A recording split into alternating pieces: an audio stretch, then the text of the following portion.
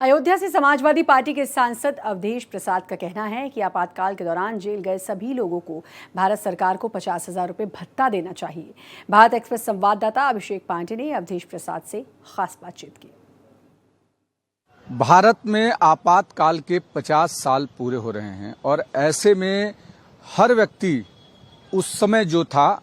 युवा था, जोश में था, लेकिन उसे आपातकाल में किस तरीके से दर्द सहना पड़ा, क्या कुछ झेलना पड़ा, उसमें से एक अवधेश प्रसाद भी हैं जो इस समय अयोध्या के सांसद हैं, साथ ही साथ समाजवादी पार्टी से आते हैं, लेकिन उस समय युवा थे। इन्होंने बहुत कुछ जो उस समय की सरकार थी उसके खिलाफ कहा था। अवधेश जी, ये बताइए कि किस तरीके से आपातकाल को आप देखते हैं और अब जब 50 साल पूरे हो रहे हैं तो क्या चीजें याद आ रही हैं? 25 जून को इस देश में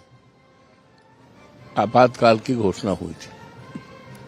और जनता के सारे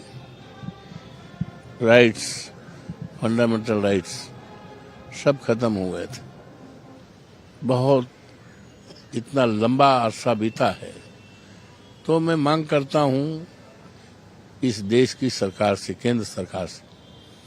कि उस समय जो भी जेल में बंद थे, DIR में बंद थे, मीसा में बंद थे और जिनकी संख्या बहुत कम रह गई है, बर्बाद हो चुका है उनका घर,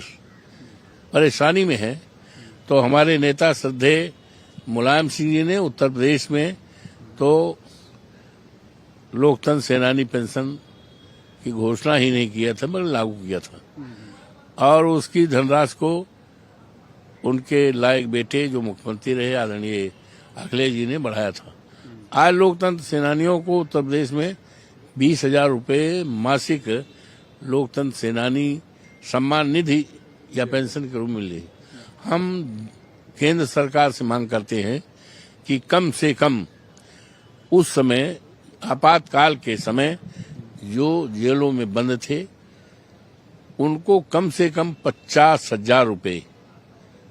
पेंशन या सम्मान निधि दी जाए और उनका सम्मान उसी तरह से किया जाए जिस तरह से स्वतंत्रता सेनानियों को सम्मान मिलता है। वीडियो जर्नलिस्ट घनश्याम के साथ अभिषेक पांडे, भारत एक्सप्रेस, मुंबई।